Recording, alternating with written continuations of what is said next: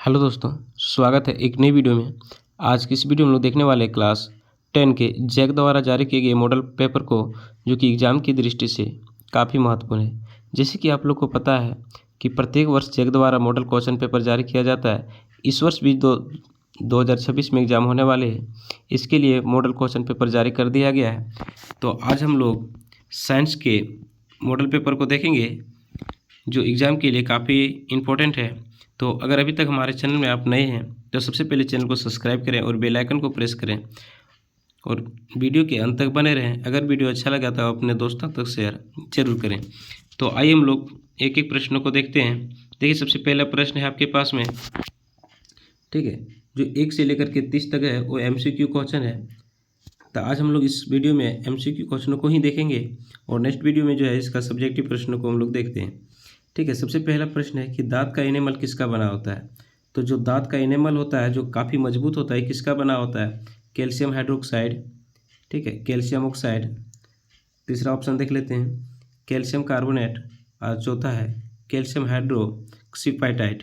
ठीक है, तो यहाँ पे आपका जो सही उत्तर हो जाएगा ऑप्शन नंबर डी करेक्ट हो जाएगा। ठीक है, क्वेश्चन नंबर 2 कह रहा है, एक विलियन कुचले हुए अंडों के छिलकों के साथ अभिक्रिया करके एक गैस बनाता है जो चूने के पानी को दूधिया कर देता है। तो इस विलियन में शामिल है। देखिए, काफ़ी इंपॉर्टेंट प्रश्न है। कह रहा है कि एक विलियन जो कुचले हुए अंडे के छिलके के साथ अभिक्रिया करके एक गैस बनाता है जो चूने के पानी को दूधिया कर दे रहा है, यानी जो चूने का पानी है, ठीक है, उसको दूधिया कर दे रहा है, यानी सफ़ेद कर दे रहा है। तो इस विलियन में क्या शामिल है? तो हाइड्रोक्लोरिक है। ठीक है, यानी कि HCl हो जाएगा। ऑप्शन नंबर बी इसका करेक्ट आंसर हो जाएगा, ऑप्शन नंबर बी हाइड्रोक्लोरिक अम्ल। ठीक है, अगला देखते हैं क्वेश्चन नंबर थर्ड में कह रहा है, एक तत्व ऑक्सीजन के साथ अभिक्रिया करके, ठीक है, कोई तत्व है जो ऑक्सीजन के साथ अभिक्रिया करके उच्च गलनांक वाला यौगिक बनाता है, यह जल में भी घुलनशील है, तो यह तत्व कौन सा है? ठीक है, यानी कोई तत्व है जो ऑक्सीजन के साथ अभिक्रिया करता है और उच्च गलनांक वाला यौगिक बनाता है, तो यह यौगिक जल में भी घुलनशील है, तो वह तत्व कौन सा है? कैल्शियम, सिलिकॉन, कार्बन और लोहा। तो प्यारे बच्चों, इसका सही उत्तर हो जाएगा कैल्शियम। ठीक है, option number A correct answer हो जाएगा कैल्शियम। क्वेश्चन नंबर 4 कह रहा है, मानव पुरुषों में यौवन की आयु क्या है? जो मानव पुरुष होते हैं उसमें यौवन की आयु क्या है? 12 से 14 वर्ष, 14 से 16 वर्ष, 8 से 10 वर्ष और 10 से 12 वर्ष। तो ये यौवनावस्था कब प्रारंभ हो जाती है? तो 12 से 14। ठीक है, तो यहाँ पे इसका करेक्ट आंसर हो जाएगा ऑप्शन नंबर ए 12 से 14 वर्ष। क्वेश्चन नंबर 5 कह रहा है, जब हाइड्रोजन सल्फाइड गैस को कॉपर सल्फेट के नीले घोल में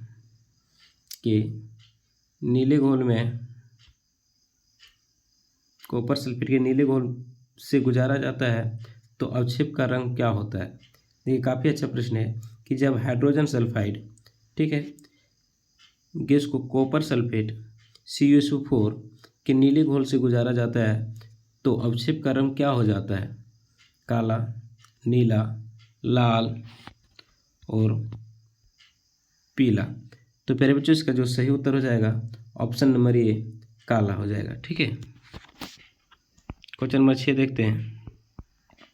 कह रहा आसुत जल,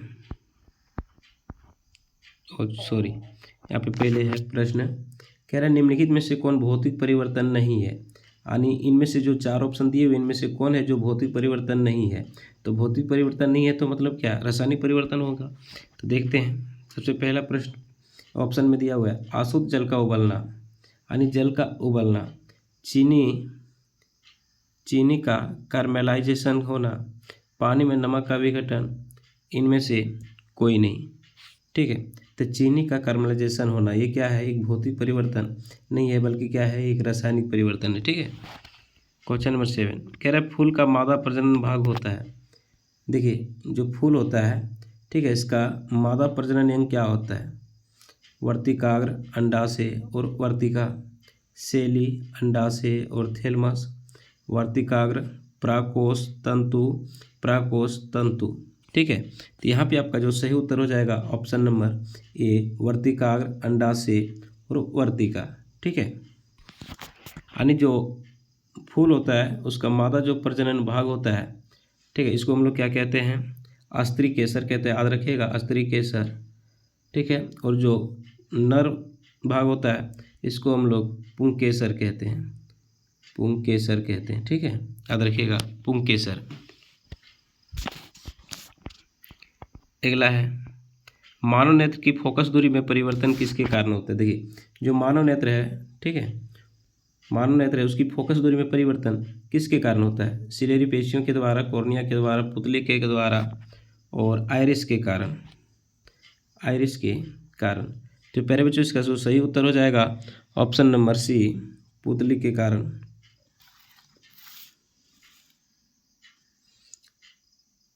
क्या है? मानव नेत्र में फोकस दूरी में परिवर्तन किसके? नहीं, पुतली तो नहीं हो सकता, ये तो प्रकाश की किरणों को कंट्रोल करती है, यानी सिलेरी पेशियों के कारण हो जाएगा। ठीक है, यहाँ पे ऑप्शन नंबर ये करेक्ट आंसर हो जाएगा। ठीक है। क्वेश्चन नंबर 9, क्वेश्चन नंबर 9 कह रहा है, आकाश का नीला रंग किसके कारण होता है? आकाश का नीला रंग, प्रकाश के अपवर्तन, प्रकाश का फैलाव, प्रकाश का विवर्तन और प्रकाश का परिकिरण। ठीक है। तो आकाश का रंग नीला किसके कारण होता है? तो प्रकाश के परिकिरण के कारण होता है। तो यहाँ पे आपका करेक्ट आंसर हो जाएगा ऑप्शन नंबर डी, प्रकाश के परिकिरण के कारण। ठीक है। प्यारे बच्चों, आप लोग साथ याद रखिएगा, किस रंग का परिकिरण सबसे अधिक होता है?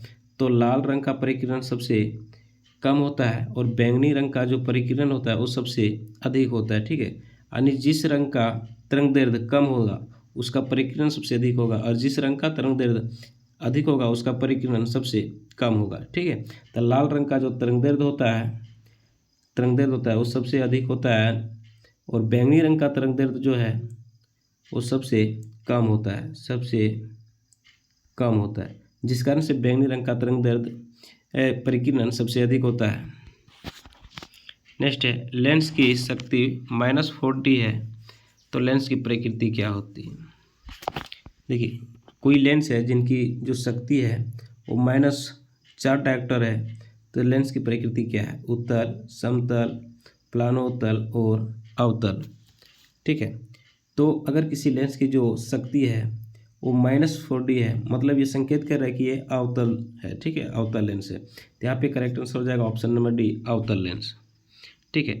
ये जो लेंस की क्षमता है, याद रखिएगा, लेंस की क्षमता, लेंस की क्षमता जिसको हम लोग पी से कहते हैं, वो फोकस दूरी के व्युत्क्रम के बराबर होता है, यानी कि पी बराबर 1/f। और इनकी जो एसआई मात्रक होता है, एसआई मात्रक वो डायोप्टर होता है, जिसे हम लोग डी से सूचित करते हैं। क्वेश्चन नंबर 11 में कह रहा है, मटर में एक शुद्ध लंबे पौधे, मटर में एक शुद्ध लंबे पौधे जो कि टीटी से हम लोग दर्शाएंगे, कोई एक शुद्ध छोटे पौधे यानी टीटी के साथ संक्रमित किया जाता है, तो F2 पीढ़ी में शुद्ध लंबे पौधे और शुद्ध छोटे पौधे का अनुपात क्या होगा? ठीक है। जैसे देखिए, यानी कि ये टीटी है जो प्योर शुद्ध लंबा पौधा है, और ये टीटी है, इसके साथ संक्रमण कराया जाता है।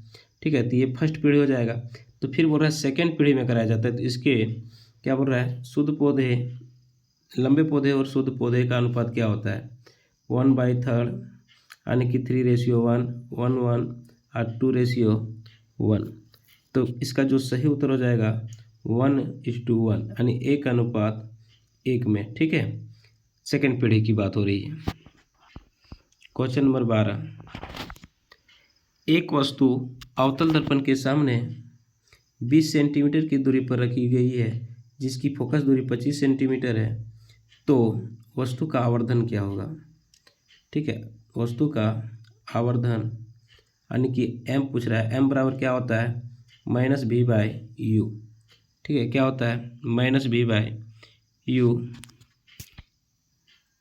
या फिर h1/h होता है। ठीक है। तो ऑप्शन को देखेंगे हम लोग, पहला दिया है 5, -5, 0.20 और -0.20। ठीक है। तो यहाँ पे इसका जो करेक्ट आंसर हो जाएगा ऑप्शन नंबर बी। जब इसको सॉल्व कीजिएगा तो ऑप्शन नंबर बी आ जाएगा, यानी कि -5.0। क्वेश्चन नंबर 13 कह रहा है खाद्य जाल के लिए निम्नलिखित में से क्या सत्य है। यानी जो खाद्य श्रृंखला है, ठीक है, उसके लिए क्या सत्य है। प्रत्येक स्तर पर उपलब्ध ऊर्जा कम हो जाती है, ऊर्जा विभिन्न स्तरों से होकर उत्तरोत्तर गति करती है। तीसरा, ए और बी दोनों, इनमें से कोई नहीं, ठीक है, इनमें से कोई नहीं। तो इसका जो सही उत्तर हो जाएगा ए और बी दोनों। यानी कि जो खाद्य जाल है, ठीक है, उसमें क्या प्रत्येक स्तर पर उपलब्ध ऊर्जा जो होता है कम हो जाती है और ऊर्जा विभिन्न स्तरों से होकर उत्तरोत्तर गति करती रहती है। यहाँ पे आपका करेक्ट आंसर हो जाएगा option number C. Question number 14 में कह रहा है कि यदि किसी विशेष छोर से देखने पर परिनालिका में धारा की दिशा वर्मावर्त है तो परिनालिका का यह सिरा क्या होगा। यानी किसी विशेष छोर से देखने पर जो परिनालिका में धारा की दिशा है वो वर्मावर्त है, तो परिनालिका का यह सिरा क्या होगा। उत्तरी ध्रुव, ध्रुव, पश्चिमी ध्रुव, दक्षिणी ध्रुव और पूर्वी ध्रुव, ठीक है। तो यहाँ पे आपका करेक्ट आंसर हो जाएगा ऑप्शन नंबर ए, उत्तरी ध्रुव। अगला है निम्नलिखित में कौन सा व्यंजक सर्किट में विद्युत शक्ति का प्रतिनिधित्व नहीं करता है। यानी इनमें से कौन है जो विद्युत शक्ति पी है ना, विद्युत शक्ति जिसको हम लोग पावर कहते हैं, इसका प्रतिनिधित्व नहीं करता है। वी आई, ठीक है, I square R, V square R, I square R, ठीक है। तो प्यारे बच्चों इसका जो सही उत्तर हो जाएगा option number B, I square R नहीं होता है, ठीक है। क्वेश्चन नंबर 16 जलीय द्रव और लेंस के बीच का काला उद्घाटन क्या कहलाता है। जलीय द्रव और लेंस के बीच का काला जो उद्घाटन है उसे क्या कहते हैं। दृष्टिपटल, परितारिका, कॉर्निया और पुतली तो प्यारे बच्चों इसका जो सही उत्तर हो जाएगा ऑप्शन नंबर डी, पुतली। नेक्स्ट है निम्नलिखित में से कौन सी गैस वसा और तेल युक्त खाद्य पदार्थों को लंबे समय तक संग्रहित करने के लिए उपयोग किया जाता है, ठीक है। कार्बन डाइऑक्साइड, ऑक्सीजन, नाइट्रोजन और है नियोन। तो जो खाद्य पदार्थ है उसको लंबे समय तक संग्रहित करने के लिए नाइट्रोजन का प्रयोग किया जाता है, जो कि ऑप्शन नंबर सी में दिया गया है। तो करेक्ट आंसर हो जाएगा ऑप्शन नंबर सी। नेक्स्ट है 18 एक विद्युत जनरेटर परिवर्तित करता है। देखिए जो विद्युत जनरेटर होता है, ठीक है, किस ऊर्जा को किस ऊर्जा में रूपांतरित करता है। तो विद्युत ऊर्जा को आंतरिक ऊर्जा में, आंतरिक ऊर्जा को ऊष्मा ऊर्जा में, विद्युत ऊर्जा को रासायनिक ऊर्जा में और है आंतरिक ऊर्जा को विद्युत ऊर्जा में। तो यहाँ पे करेक्ट आंसर हो जाएगा आपका ऑप्शन नंबर डी, आंतरिक ऊर्जा को विद्युत ऊर्जा में, ठीक है। लेकिन अगर वही आपसे विद्युत मोटर की बात करें तो विद्युत मोटर क्या करता है, विद्युत ऊर्जा को आंतरिक ऊर्जा में रूपांतरित करता है, ठीक है, आप याद रखिएगा। नेक्स्ट है सामान्य दृष्टि वाले एक युवा वयस्क के लिए स्पष्ट दृष्टि क्या होता है। देखिए जो सामान्य दृष्टि वाले युवा वयस्क के लिए स्पष्ट दूरी होता है वो 25 सेंटीमीटर होता है, ठीक है। तो आप सब याद रखिएगा 25 सेंटीमीटर। और अनंत दूरी, दूरतम जो दूरी होती है वो अनंत होती है, ये भी याद रखिएगा। आप लोग कन्फ्यूज करने के लिए पूछ सकता है। मानव आँख किसी वस्तु का प्रतिबिंब अपने, जो मानव आँख होती है वो किसी वस्तु का प्रतिबिंब कहाँ पे बनाता है, तो रेटिना पर बनाता है, ठीक है। तो यहाँ पे आपका करेक्ट आंसर हो जाएगा option number A, retina. Cornea नहीं होगा, पुतली नहीं होगा, परितारिका नहीं होगा, ठीक है। तो करेक्ट आंसर हो जाएगा रेटिना, ठीक है। नेक्स्ट निम्नलिखित में से कौन सा उत्पादक का उदाहरण है। यानी निम्न में से कौन उत्पादक का उदाहरण, उत्पादक किसे कहते हैं, जो प्रकाश संश्लेषण क्रिया द्वारा अपना भोजन तैयार करते हैं। तो घास, सूर्य की ओस वाला पौधा, गाय और जीवाणु, ठीक है। तो यहाँ पे जो उत्पादक हो जाएगा वो घास होगा, ठीक है। ऑप्शन नंबर ए करेक्ट हो जाएगा। क्वेश्चन 22 कह रहा है पौधे से परिपक्व पत्तियों और फलों का गिरना किसके कारण होता है, यानी पौधों से जो परिपक्व पत्तियां होती है और जो फल होते हैं उसका गिरना किसके कारण होता है, ऑक्सिन के कारण, साइटोकाइनिन के कारण, एब्सिक्सिक अम्ल के कारण और जिबरेलिन के कारण।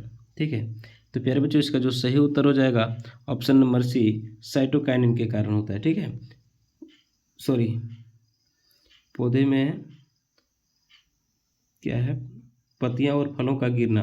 ठीक है, इसके कारण होता है, ऑप्शन नंबर सी इसका करेक्ट आंसर हो जाएगा। क्वेश्चन नंबर 23, शरीर का वह भाग जो तंत्रिका तंत्र से भेजे गए निर्देशों पर प्रतिक्रिया करता है उसे क्या कहते हैं, यानी शरीर का वह भाग जो तंत्रिका तंत्र से भेजे गए निर्देशों पर प्रतिक्रिया करता है उसे क्या कहते हैं, प्रभावक, तंत्रिकाएं, मांसपेशियां और ग्राही। ठीक है, और ग्राही। ठीक है, तो प्यारे बच्चों इसका जो सही उत्तर हो जाएगा ऑप्शन नंबर ए, प्रभावक। ठीक है, क्वेश्चन नंबर 24, कह रहे कौन सा रेफ्रिजरेटर ओजोन परत के क्षरण के लिए जिम्मेवार है, यानी जो ओजोन परत की क्षति हो रही है इसके लिए कौन जिम्मेवार है। ठीक है, FCC, CFC, CCF। तो यहाँ पे करेक्ट आंसर हो जाएगा CFC, यानी कि क्लोरोफ्लोरो कार्बन। इसका क्या फुल फॉर्म होता है, तो क्लोरोफ्लोरो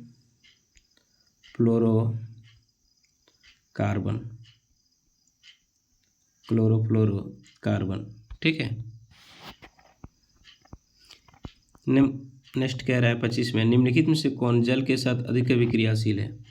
देखिए जल के साथ सबसे अधिक अभिक्रियाशील कौन है, सोडियम, मैग्नीशियम, एल्यूमिनियम और लोहा। तो यहाँ पे इसका करेक्ट आंसर हो जाएगा सोडियम, यानी सोडियम और पोटेशियम ये दो ऐसे तत्व हैं जो कि काफ़ी ज़्यादा अभिक्रियाशील होते हैं। ठीक है, तो यहाँ पे आपका करेक्ट आंसर हो जाएगा सोडियम।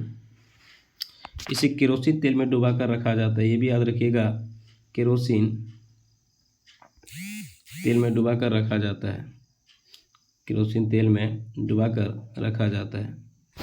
क्वेश्चन नंबर 26, कह रहा है CH3, CH2, CHO का नाम क्या है। देखिए CH3, CH2, CHO का क्या नाम है, एथनॉल, एथेनॉल, प्रोपेनॉल और प्रोपेनल।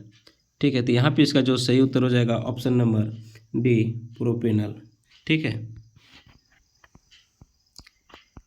नेक्स्ट है अभिक्रिया CCl12O6 plus 6O2 equal to CO2 plus H2O plus ऊर्जा का पहचान कीजिए, यानी ये जो है किस प्रकार की अभिक्रिया है, अपघटन, ऊष्माक्षेपी, ऊष्माशोषी और विस्थापन। ठीक है, तो यहाँ पे इसका सही उत्तर हो जाएगा ऊष्माक्षेपी अभिक्रिया, चूँकि यहाँ पे दिख रहे हैं ऊष्मा का उत्सर्जन हो रहा है, तो जिस अभिक्रिया के द्वारा ऊष्मा उत्सर्जित होती है उसे हम लोग ऊष्माक्षेपी अभिक्रिया कहते हैं। क्योंकि आप लोग को पता है कि श्वसन, सांस लेते हैं उसके द्वारा में क्या होता है, ऊर्जा की प्राप्ति होती है, तो श्वसन क्या है, ऊष्माक्षेपी अभिक्रिया है। ठीक है, और जिसमें ऊर्जा अवशोषित होती है उसको हम लोग ऊष्माशोषी कहते हैं। तो यहाँ पे हो जाएगा ये ऊष्माक्षेपी अभिक्रिया, जो कि ऑप्शन नंबर बी में दिया हुआ है। क्वेश्चन नंबर 28, कह रहे एक न्यूरॉन के भीतर सूचना कैसे प्रवाहित होती है, यानी जो न्यूरॉन होता है, न्यूरॉन क्या है, तो तंत्रिका जो तंत्र होती है उसकी इकाई को हम लोग न्यूरॉन कहते हैं। इनके भीतर जो सूचना होती है कैसे प्रवाहित होती है, डेंड्राइट, कोशिका शरीर, फिर अजतंतु, तंत्रिका अंत। फिर डेंड्राइट, अजतंतु, कोशिका शरीर, फिर तंत्रिका अंत। फिर है अजतंतु, डेंड्राइट, कोशिका शरीर, तंत्रिका अंत। अजतंतु, कोशिका शरीर, डेंड्राइट और तंत्रिका तंत्र। ठीक है, तो यहाँ पे आपका जो करेक्ट आंसर हो जाएगा ऑप्शन नंबर ए। ठीक है, याद रखिएगा। नेक्स्ट है 3R, यानी कि जो 3R होता है। ठीक है, ये पर्यावरण से संबंधित है, में हमें दीर्घकालिक उपयोग के लिए प्राकृतिक संसाधनों के संरक्षण में मदद करते हैं। वे है पुनर्चक्रण, पुनर्जनन और पुनः उपयोग। दूसरा है कम करना, पुनर्जनन, जनन, पुनः उपयोग। कम करना, पुनः उपयोग, पुनः वितरण। कम करना, पुनर्चक्रण और पुनः उपयोग। ठीक है, तो प्यारे बच्चों यहाँ पे जो सही उत्तर हो जाएगा ऑप्शन नंबर डी, कम करना, पुनः चक्रण और पुनः उपयोग। नेक्स्ट है क्वेश्चन नंबर 30 जो लास्ट MCQ क्वेश्चन का है, रंध्र छिद्र का खुलना और बंद होना किस पर निर्भर करता है। देखिए जो रंध्र होता है यानी पत्तियों में छोटे छोटे छिद्र पाया जाता है उसको हम लोग रंध्र कहते हैं। इसका कार्य है गैसों का आदान प्रदान करना। तो ये है क्या कह रहा है, रंध्र छिद्र का खुलना और बंद होना किस पर निर्भर करता है, ऑक्सीजन, तापमान, द्वार कोशिकाओं में जल और CO2 की सांद्रता। तो यहाँ पे इसका जो करेक्ट आंसर हो जाएगा द्वार कोशिकाओं में जल। ठीक है, तो ये कुल 30 MCQ क्वेश्चन था।